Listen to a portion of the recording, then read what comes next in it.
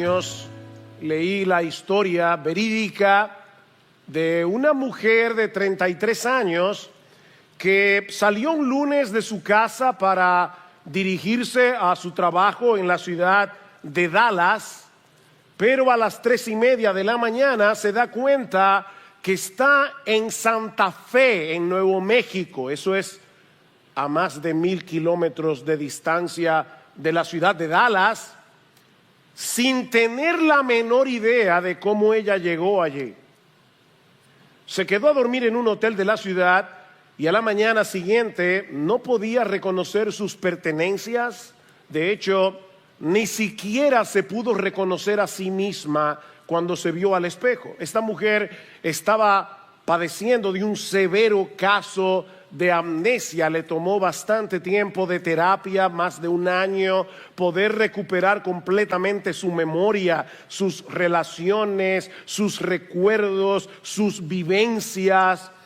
Y a través de esta experiencia tan traumática, ella llegó a la conclusión de que la memoria no es meramente un asunto de recordar dónde fue que yo dejé las llaves de la casa o dónde fue que yo dejé las llaves del carro. Ella decía, se trata más bien de entender en esencia quién eres tú. En otras palabras, la memoria es un asunto de identidad. Es un asunto de identidad. Si olvidamos quiénes somos, si olvidamos nuestro pasado, en un sentido real es como si perdiéramos nuestra identidad. Y tristemente, mis hermanos, ese es uno de los grandes problemas del cristiano. Que muchas veces padecemos de lo que podríamos llamar una especie de amnesia funcional. Olvidamos quiénes somos en Cristo y consecuentemente somos tentados a buscar en otro lado lo que ya tenemos en Él. Una amnesia funcional. Y ese era el problema que estaban padeciendo los creyentes de la iglesia en Colosas, a la que Pablo le envió la carta que nosotros tenemos en el Nuevo Testamento. Ellos estaban en peligro de ser extraviados por las enseñanzas de falsos maestros que querían hacerles creer que ellos necesitaban algo más aparte de Cristo para tener una vida espiritual más plena, una nueva experiencia mística, una nueva revelación, una nueva lista de reglas humanas a las que ellos debían apegarse. Y es por eso que el tema de esta carta es la supremacía de Cristo y la plenitud que los creyentes tenemos en Él. Pablo va a decir en el capítulo 2 de la carta que en Cristo habita corporalmente toda la plenitud de la deidad, porque Él es Dios y por lo tanto nosotros estamos completos en Él. Déjame ver, tal vez estabas medio adormilado pensando en la cuenta que tienes que pagar mañana. En Cristo habita corporalmente toda, no parte, no la mayor parte, toda la plenitud de la deidad y nosotros los creyentes estamos completos en Él. Él es el todo en todos, como va a decir Pablo en el capítulo 3, versículo 11. Es por eso que alguien resumió en una frase bastante memorable todo el contenido de esta carta de esta manera: todo Dios está en Cristo, todo Cristo está en ti. Todo Dios está en Cristo, todo Cristo está en ti. De manera, mis hermanos, que la única forma de continuar avanzando en nuestras vidas cristianas es recordando quiénes somos en Él y viviendo en consecuencia. Debemos cuidarnos de padecer de amnesia funcional. Y eso es precisamente lo que quiero que veamos en esta mañana en Colosenses capítulo 1, los versículos 21 al 23, donde Pablo describe toda nuestra vida desde nuestro nacimiento hasta la eternidad en función de nuestra relación con Cristo. Él no solo quiere que veamos lo que ahora somos en Cristo, sino también lo que éramos sin Él y lo que luego seremos cuando estemos con Él por los siglos de los siglos. De ahí el título de mi sermón de esta mañana: sin Cristo, en Cristo, con Cristo. Sin Cristo, en Cristo, con Cristo. Al final de cuentas, lo que tú y yo somos depende de la relación que tengamos con Él. Cristo nos define, es Cristo el que nos describe como seres humanos. Tú eres lo que eres dependiendo del lugar que Cristo ocupa en tu vida.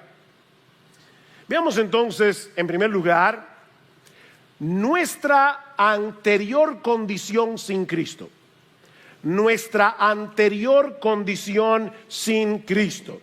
En el texto que Sigfrido leyó, vimos en el versículo 20 que Pablo había mencionado que por medio de la obra de la cruz se había establecido la base para una paz duradera en toda la creación que había quedado trastornada por causa de la entrada del pecado. Noten una vez más Colosenses capítulo 1 versículo 20, dice Pablo: y por medio de él reconciliar todas las cosas consigo, habiendo hecho la paz por medio de la sangre de su cruz.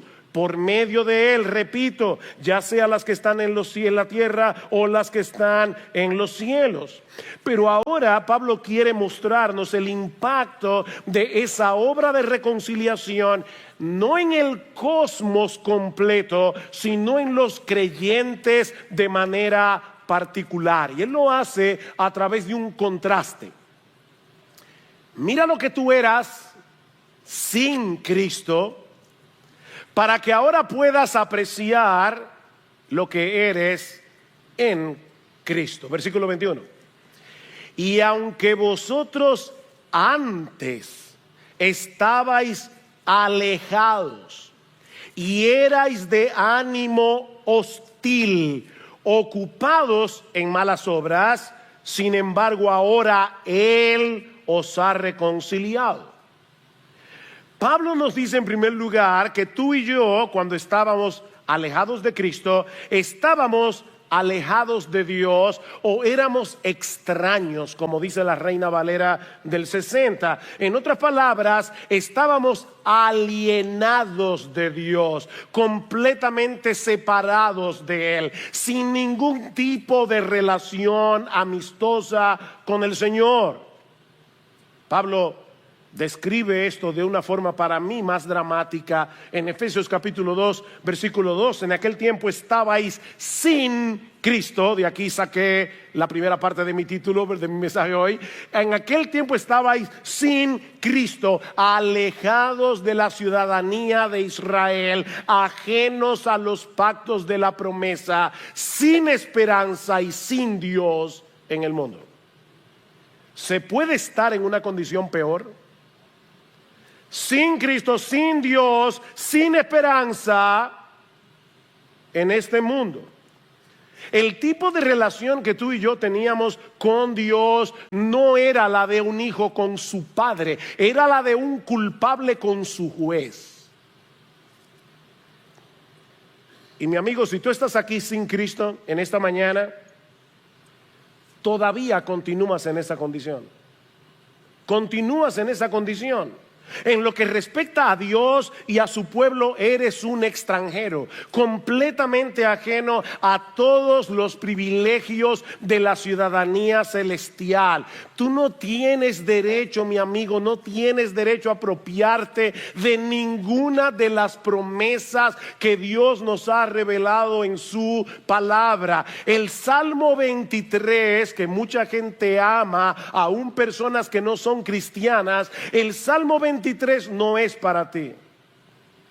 Tú no puedes decir, no tienes derecho a decir que Jehová es tu pastor. Tú no tienes derecho a decir que nada te faltará. El Salmo 90 no es para ti. Jehová no es tu refugio. Jehová no es tu fortaleza. Tú no tienes derecho a apropiarte de Romanos 8:28. A los que aman a Dios, todas las cosas les ayudan a bien. No, a ti todas las cosas no te ayudan a bien.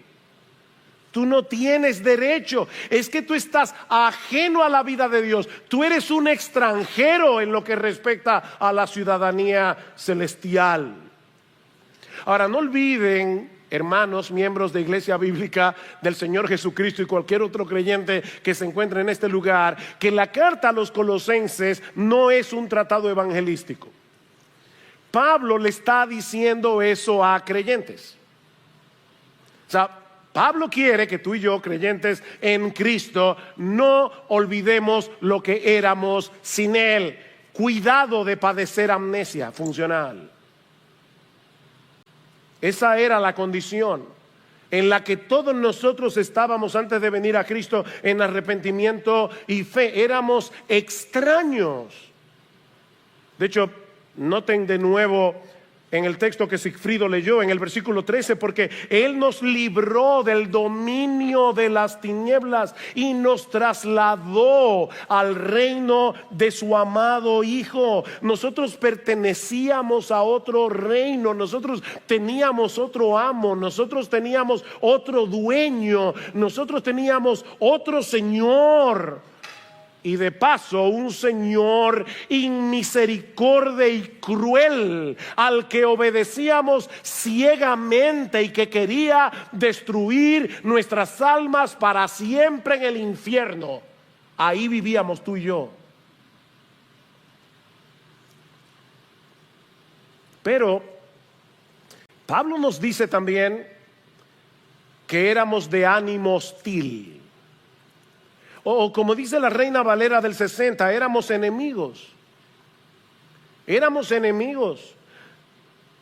Yo sé que la mayoría de las personas en el mundo no se ven a sí mismas como enemigas de Dios. Porque esa hostilidad muchas veces se disfraza de cierto fervor religioso. El incrédulo no deja de ser espiritual a su manera. El incrédulo no deja de ser religioso. Él se ha creado una especie de Dios domesticado que se acomoda a su estilo de vida. Un ser supremo, un ser todopoderoso al que nosotros podemos acudir en tiempos de necesidad, pero que no nos condene por nuestro pecado. Y como ellos no tienen problemas con esa deidad que han fabricado en su imaginación, ellos no pueden aceptar que sean enemigos de Dios. Pero Pablo no está hablando aquí de un Dios imaginario. Pablo está hablando aquí del único Dios vivo y verdadero que se revela en su palabra, la Biblia, y que solo trata con el hombre a través de un mediador, nuestro gran Dios y Salvador Jesucristo. Ese Dios de la Escritura es un problema para el hombre en su estado natural, en su estado no regenerado, porque ese Dios atenta contra nuestras pretensiones divinas. Cuando tú y yo éramos incrédulos, nos habría encantado cambiar el Padre Nuestro y terminar diciendo: porque de nosotros es el reino, el poder y la gloria por los siglos de los siglos. Amén. No de Dios, sino míos. Mi hermano, esa era nuestra condición antes de venir a Cristo. Éramos extraños, éramos enemigos y consecuentemente estábamos ocupados. Me llama la atención esa frase. Estábamos ocupados haciendo malas obras. Ocupados. ¿Qué tú haces? Yo soy médico, yo soy ingeniero, yo soy abogado. Ok, mira, si tú eres inconverso, si tú eres Si tú eres incrédulo, si tú nunca te has arrepentido de tus pecados y te has convertido a Cristo de todo corazón, tu ocupación es hacer malas obras. Tú vives ocupado en malas obras. Esa hostilidad que nosotros teníamos con Dios producía una vida de desobediencia y de rebeldía. Y déjenme decirles algo, mi amigo, si tú estás aquí en esta mañana sin Cristo, es importante que te haga esta aclaración. No hay que ser un asesino, no hay que ser un adúltero, no hay que ser un ladrón para caer en esta categoría. Un montón de personas decentes están incluidas ahí, porque lo que no se hace para la gloria de Dios, lo que no se hace en el marco de la voluntad revelada de Dios, es una mala obra en el mejor sentido de ese término. Cuando tú haces algo bueno por una mala motivación, para tu propia gloria, para cuidar tu reputación, tú estás haciendo una mala obra. Tú vives ocupado en malas obras. Mi amigo, el más grande pecado del hombre consiste en violar el más grande de los mandamientos. Y el más grande de los mandamientos es: amarás al Señor tu Dios con todo tu corazón, con toda tu alma, con toda tu mente, con todas tus fuerzas. Y el segundo mandamiento más importante es: amarás a tu prójimo como tú te amas, con el mismo fervor, con la misma emoción, con el mismo cuidado con el que tú te amas a ti mismo. Y eso no lo hace ningún ser humano ni por un segundo. Estamos ocupados haciendo malas obras. Nosotros éramos el centro de nuestro universo. Así es como el Evangelio nos describe cuando estábamos sin Cristo. Y si tú eres un verdadero creyente, vas a aceptar esa descripción como buena y válida. Óyeme, si tú estás peleando con esta descripción de Pablo, probablemente tú no eres cristiano. Dios todavía no ha abierto tus ojos para que tú veas la corrupción de tu corazón. No podemos decir que hemos creído en el Evangelio sin aceptar previamente lo que el Evangelio dice de nuestra condición sin Cristo, porque Él no vino a llamar a justos sino a pecadores. Él vino a sanar lo que estaba enfermo.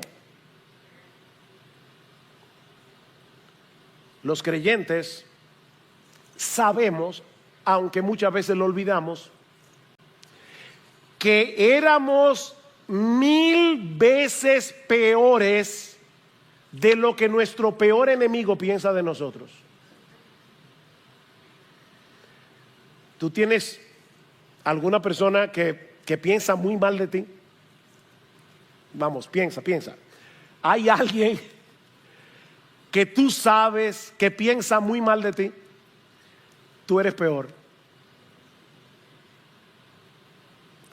Tal vez tú no tienes los defectos que esa persona te atribuye, pero si te examinamos a la luz del estándar de perfección de Dios mismo, tú eres, y yo también, 1000 veces peor.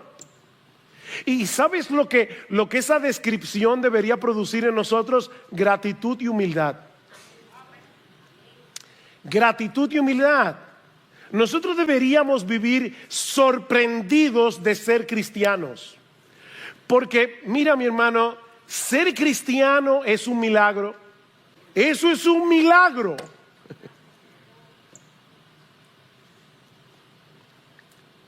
Lo que el Evangelio dice de nosotros debería producir una profunda y permanente gratitud, pero debería producir también una profunda y permanente humildad, mansedumbre. ¿Tú sabes por qué nos ofendemos tan fácilmente? ¿Tú sabes por qué se nos hace tan difícil perdonar? ¿Tú sabes por qué tan fácilmente caemos en el descontento, caemos en la amargura? Porque en el fondo de nuestro corazón, nosotros creemos que merecemos algo mejor. Creemos que somos merecedores de una mejor vida. Pero el creyente que vive arraigado en el Evangelio nunca deja de asombrarse del inmensurable amor de Dios en Cristo. Ellos no se sienten merecedores de todo el bien que reciben de la mano de Dios y de los hombres. No somos merecedores. Yo creo que el secreto de Pablo estaba ahí. Pablo nunca olvidó que él había sido un perseguidor de la iglesia. Y es precisamente por eso que en las cartas de Pablo la gloria de Cristo resuma por todas partes. Es Cristo, Cristo, Cristo, Cristo. O sea, Pablo era cristocéntrico porque él sabía lo que él era. Ahora, esa terrible condición que Pablo describe aquí no tiene como propósito aplastarnos bajo el peso de nuestra miseria anterior. No, el propósito de Pablo es resaltar la gran obra de redención que Cristo llevó a cabo a nuestro favor en la cruz del Calvario. Y eso nos lleva a nuestro segundo encabezado. Ya vimos nuestra condición sin Cristo. Veamos ahora, en segundo lugar, nuestra nueva identidad en Cristo. Nuestra nueva identidad en Cristo. Dice Pablo, versículo 22, sin embargo, a pesar de todo lo que éramos, ahora Él os ha reconciliado en su cuerpo de carne mediante su muerte. Él os ha reconciliado. Necesitábamos ser reconciliados con Dios, pero como yo espero haber mostrado hasta este punto de mi mensaje, eso no era nada sencillo. Esa reconciliación era complicada. Por un lado, la justicia perfecta de Dios tenía que ser satisfecha, plenamente satisfecha. Pero por el otro lado, nosotros teníamos que ser transformados. Nuestra disposición de corazón hacia Dios tenía que ser cambiada. De hostilidad en admiración, de rebeldía a sumisión, de enemistad en amor. Y otra vez vuelvo a pensar en aquellas personas que dicen, no, solo lo que tú necesitas es, haz una decisión por Jesús. Óyeme que te lo voy a poner de esta manera. Para que un buitre escoja libremente comer semillas de girasol, su naturaleza buitresca tiene que ser cambiada. Hay que convertirlo en paloma. Hay que palomizar al buitre. Si es verdad que tú escogiste a Jesús, cuando tu naturaleza buitresca fue transformada, fue palomizada por el poder del Espíritu Santo, y tú naciste de nuevo. Y eso es precisamente lo que Cristo hizo por nosotros a precio de su vida. Pablo dice que fuimos reconciliados en su cuerpo de carne. Wow. Mediante su muerte. Cristo, siendo Dios, se hizo hombre. Y como hombre, Él sufrió lo que tú y yo merecíamos sufrir por causa de nuestros pecados, para poder reconciliarnos con Dios pagando nuestra deuda. Imagínate por un momento que por cada pecado que tú cometes, por pequeño que parezca a tus ojos, Dios emite una factura. Un mal pensamiento, una factura. Un pecado, otra factura. una mirada inconveniente, viste lo que no debiste haber visto, otra factura. El pecado se define en la Biblia como una deuda. Ahora, añádele a todas esas facturas las cosas buenas que tú debiste haber hecho y no hiciste, porque dice la Escritura en Santiago capítulo 4 que el que sabe hacer lo bueno y no lo hace le es pecado. Así que por cada cosa buena que tú debiste haber hecho y no hiciste, otra factura. Mire, mi hermano, yo no sé cómo tú lo visualizas, pero si yo lo pienso de mi propia vida, es como si cada día se amontonaran facturas tras facturas, tras facturas, tras facturas. ¿Sabes qué fue lo que hizo Jesús? Jesús cogió todas esas facturas y las absorbió en la cruz del Calvario.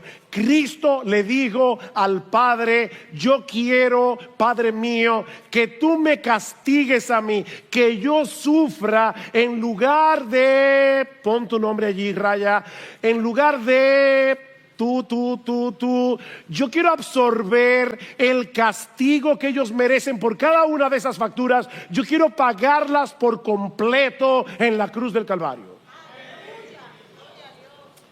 Cristo absorbió. Mis hermanos, somos libres de deudas. Yo nunca me he visto en esa condición, así que no puedo entender eso del todo, de tener una deuda fuerte. No sé lo que es eso.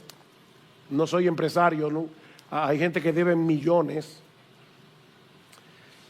Pero yo imagino lo que debe ser tener una deuda enorme y que el banco te mande una carta diciendo: tu deuda fue saldada. Cero.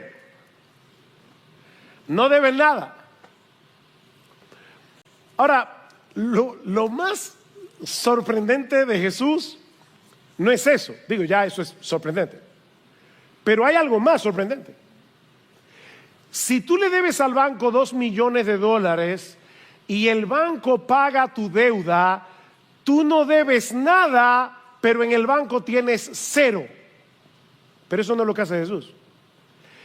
Jesús toma todas tus facturas, las pagó en la cruz del Calvario y después le dijo al Padre: mi justicia perfecta, ponla en su cuenta.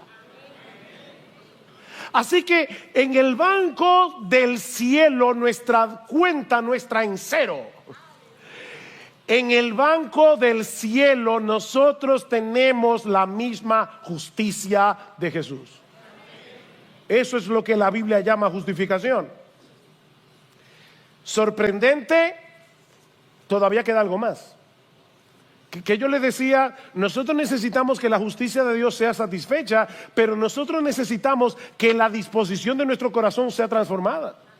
Así que no solamente se trata de que nuestra deuda fue saldada, sino que en el momento de nuestra conversión comienza un proceso de transformación en nuestros corazones. Cristo envía a nosotros su Espíritu para cambiar nuestra rebeldía en obediencia, nuestra hostilidad en amor, nuestro prejuicio contra Dios en admiración y adoración. Eso está haciendo el Espíritu Santo en ti y en mí. Qué gran salvación. Eso es lo que implica ser reconciliado. La justicia perfecta de Dios quedó satisfecha, nuestro corazón fue transformado. Así que he aquí las dos fotografías, la una al lado de la otra. ¿Han visto esos anuncios, sobre todo de dieta? Antes, después. Bueno, eso es lo que tú eras antes. Eso es lo que tú eres ahora.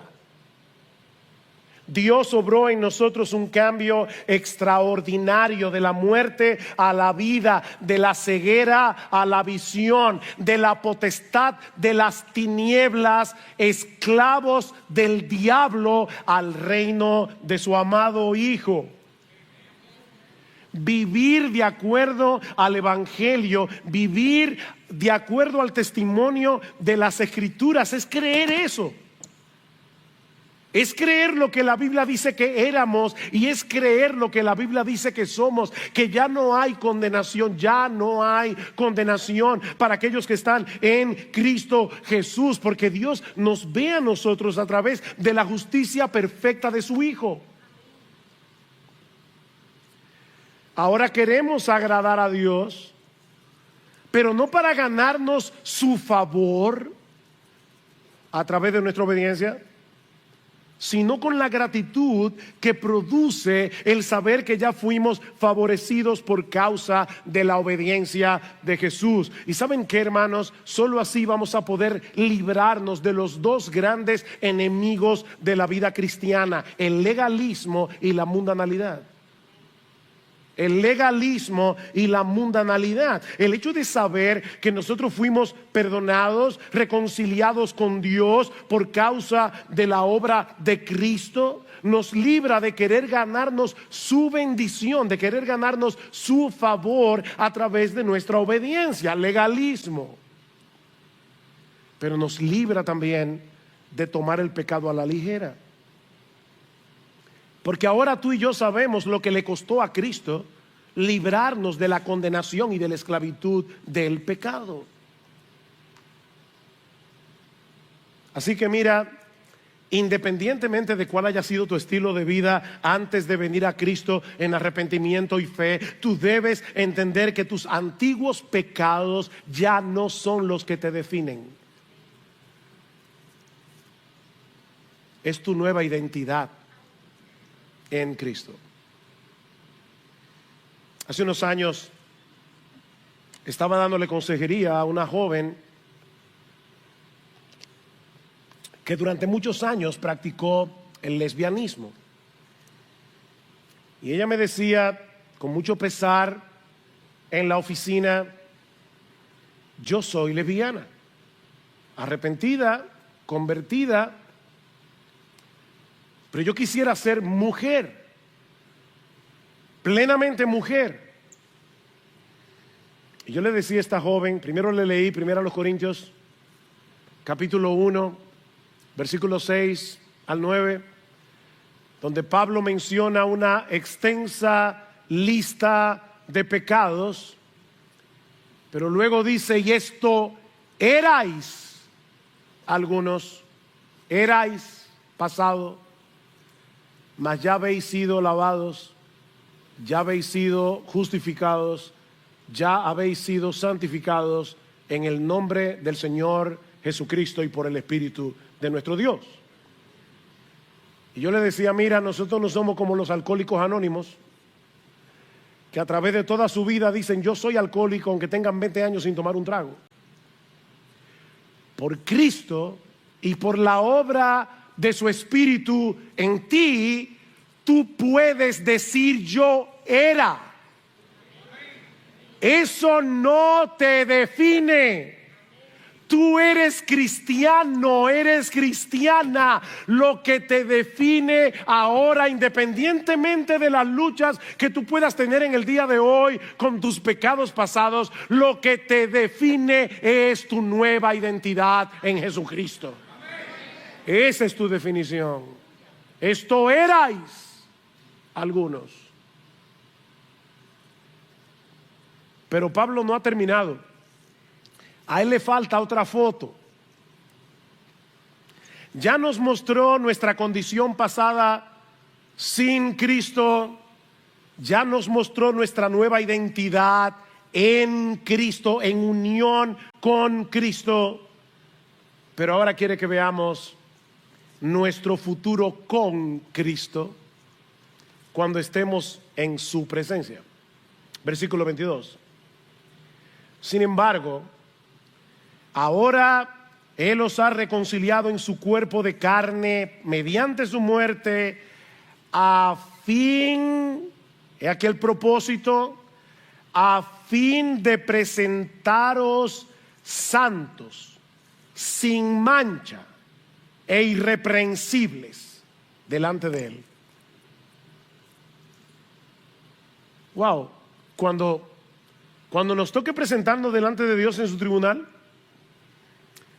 podremos hacerlo con toda confianza, porque vamos a estar no solamente posicionalmente, sino en la práctica, en la misma posición y condición moral y judicial que el Señor Jesucristo. Él era sin mancha, Él era santo, Él era y es irreprensible. Durante todo su ministerio terrenal, Cristo nunca pecó, Cristo no tuvo ningún defecto, nunca tuvo nada que pedir perdón. Él era absolutamente irreprensible. Nadie nunca pudo levantar su mano y acusar verazmente a Jesús de ningún pecado. Y ¿sabes qué, mi amado hermano? Cuando nosotros estemos en la presencia del Señor, ni el diablo, ni sus demonios, ni nadie podrá levantar su mano contra nosotros y acusarnos de ningún pecado. Estaremos santos, sin mancha e irreprensibles ante los ojos mismos de Dios, en cuerpos glorificados. A partir de ese momento no pecaremos nunca más. Esta mañana, pensando en el sermón de hoy, recordé una historia que leí hace muchos años, no sé cómo eso vino a mi memoria. Es la historia de un chino que era un ladrón. Alguien le predicó el evangelio y el chino se convirtió. Y decía la historia que la primera vez que el chino va a la iglesia y ve en la pared los 10 mandamientos, él era completamente ignorante del cristianismo, él se puso súper contento porque él no lo leyó como mandamientos, sino como promesas. No matarás, no robarás. ¡Ay, qué bueno! No dirás falso testimonio, no codiciarás. Bueno, la exégesis no estuvo del todo correcta, pero en el fondo eso es verdad. Algún día ya nosotros vamos a poder leer los 10 mandamientos como promesas. No matarás, no cometerás adulterio, no robarás, no codiciarás, no tendrás dioses ajenos delante de mí, porque tú y yo seremos perfectos. Perfectos. La obra de santificación será completada cuando estemos en su presencia en cuerpos glorificados. Algún día experimentaremos tal transformación que cada célula cancerosa de pecado que todavía mora en nosotros será completamente eliminada de nuestros cuerpos para siempre, jamás. ¿Qué dice Juan? Primera de Juan, capítulo 3, versículo 2, que cuando le veamos seremos semejantes a Él, porque le veremos tal como Él es. Pero ¿sabe lo que añade Juan? Que el que tiene esa esperanza en Él se purifica a sí mismo, así como Él es puro. El que tiene esa esperanza es una esperanza purificadora, es una esperanza que actúa ahora en la foto presente. Ahora, Pablo termina este pasaje con una advertencia. Versículo 23, si en verdad permanecéis en la fe, bien cimentados y constantes, sin moveros de la esperanza del evangelio que habéis oído, que fue proclamado a toda la creación debajo del cielo, y del cual yo, Pablo, fui hecho ministro. Lo que Pablo está diciendo aquí no es que un verdadero creyente puede perder la salvación. Lo que él está diciendo es que la perseverancia en la esperanza del evangelio es la marca distintiva de aquellos que de verdad han abrazado el evangelio. La fe que salva persevera. Estos colosenses que estaban siendo seducidos por los falsos maestros, Pablo le está diciendo, óyeme, si tú eres seducido por uno de estos falsos maestros y comienzas a buscar en Cristo lo que solo Él te puede dar, eso puede estar indicando que tú no eres un verdadero creyente. ¿Y cómo lo sabemos? Porque la misma Biblia lo dice. Primera de Juan capítulo 2 versículo 19, salieron de nosotros, pero no eran de nosotros, porque si hubiesen sido de nosotros, habrían permanecido con nosotros, pero salieron para que se manifestara que no todos son de nosotros. La doctrina de la seguridad de salvación no fue revelada en la Biblia para que los creyentes vivan despreocupados, sino para que pongan más empeño en mantenerse edificados en ese evangelio que originalmente nos salvó.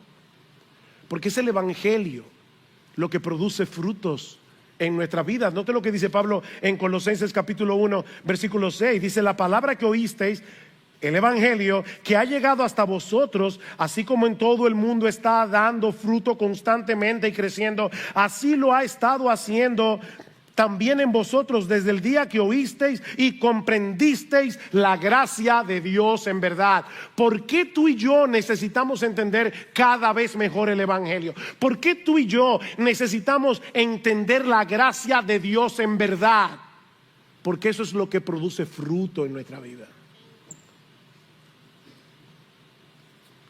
Vive tu vida aquí y ahora con los ojos puestos en la gloria que nos espera cuando estemos finalmente con Cristo en la presencia de Dios. Porque solo a través de esa esperanza, mi amado hermano, mi amada hermana, vas a poder mantenerte en la carrera independientemente de las circunstancias adversas que nosotros tengamos que enfrentar en esta vida.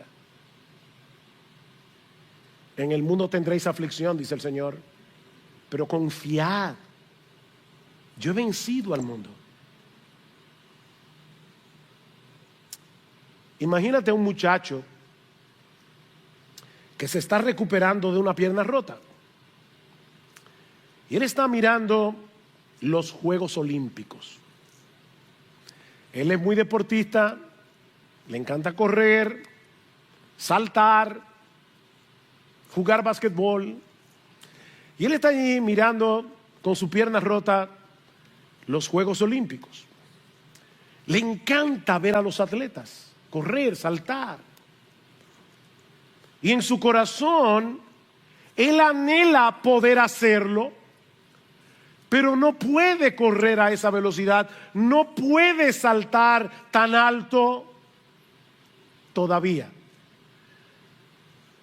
Su limitación física, su pierna rota, no se lo permite. Pero algún día esa pierna será sanada y él va a poder volver a la cancha otra vez. Bueno, mis hermanos, nosotros los creyentes deseamos de todo corazón obedecer a nuestro Señor.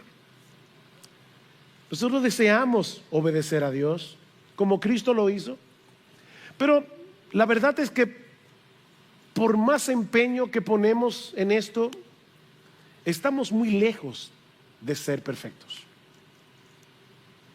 Estamos muy lejos de ser como Jesús por causa del pecado que todavía mora en nosotros. Obedecemos, pero no perfectamente. Pero no por eso dejamos de esforzarnos en dependencia del Espíritu Santo, anhelando con esperanza aquel día cuando no nuestra pierna, no, el cuerpo entero roto sea sanado. Cuando Cristo en su venida transformará el cuerpo de la humillación nuestra para que sea semejante al cuerpo de la gloria suya. ¿Cuánto anhelamos que llegue ese día? Y ahora yo te pregunto, si tú profesas ser creyente, ¿es evidente en tu vida ese deseo, ese anhelo de ser cada vez más como Cristo? Cada vez menos como tú. ¿Anhelarías poder pecar sin ser descubierto? ¿O el pecado es algo que tú sinceramente aborreces? Es algo que aunque lo cometes te avergüenza. Tú puedes percibir en ti un deseo genuino de obedecer a Dios. aunque percibes al mismo tiempo la resistencia del pecado que todavía mora en tu corazón. ¿Tú puedes percibir esa lucha? Bueno, si es así, dale gracias a Dios. De verdad, yo quisiera que en vez de aplastarte, le des gracias a Dios. Eso es una muestra de que tú eres cristiano. Eso es un indicio de que tú has sido regenerado, de que tú has nacido de nuevo, de que aunque el pecado mora en ti, ya no reina. Cristo reina, el Espíritu Santo mora en ti y te anhela celosamente. Y ampárate una vez más en el Evangelio de Cristo, en el perdón que has recibido en Él de todos tus pecados y en la esperanza gloriosa de que pronto, muy pronto, no matarás, no cometerás adulterio, no darás falso testimonio, no codiciarás, no tendrás dioses ajenos delante del Señor.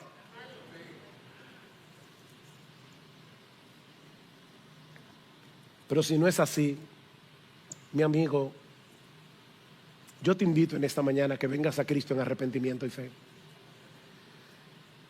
con la disposición a divorciarte de tu vida de pecado, sabiendo de antemano que no vas a poder hacerlo en tus propias fuerzas, pero pidiéndole a Él que haga por ti lo que tú no puedes hacer por ti mismo. Conviérteme y seré convertido, oraba Jeremías. Oh, pídele al Señor que de pura gracia perdone todos tus pecados, que de pura gracia te conceda el don de la vida eterna en Cristo. Mi amigo, tú eres un esclavo que necesita libertad, un condenado que necesita perdón y absolución. Tú eres un enemigo que necesita reconciliación, y eso solo será posible si te acoges a la gracia de Dios en Cristo por medio de la fe. Esa es la buena noticia del Evangelio, que hay perdón y vida eterna en Cristo para todo aquel que cree. Quisiera concluir con las letras de un hermoso himno que resume todo lo que hemos dicho hoy en este mensaje. A creyentes y a incrédulos, pon tu mirada en Cristo. Los creyentes para su santificación, los incrédulos para su salvación. Pon tu mirada en Cristo, tan lleno de gracia y amor, y lo terrenal sin valor será a la luz del glorioso Señor. Pon tu mirada en el monte, en el Calvario. Verás su justicia y favor. En aquella cruz se entregó Jesús, nuestra deuda inmensa borró. Pon tu mirada en el día que Dios a Jesús levantó, y no temerás a la muerte nunca más, pues su vida eterna te dio. Pon tu mirada en los cielos. Jesús volverá por su Rey. Todos lo verán y confesarán toda gloria a Cristo el Rey. Cristo, mis ojos pongo en ti. Cristo, mi gloria y galardón. Te adoro, te anhelo, eterno Salvador. Oh Cristo, mis ojos pongo en ti. Oh, mi amigo, pon tus ojos en Cristo. Hoy, ahora, pon tus ojos en Cristo. Que Él tenga misericordia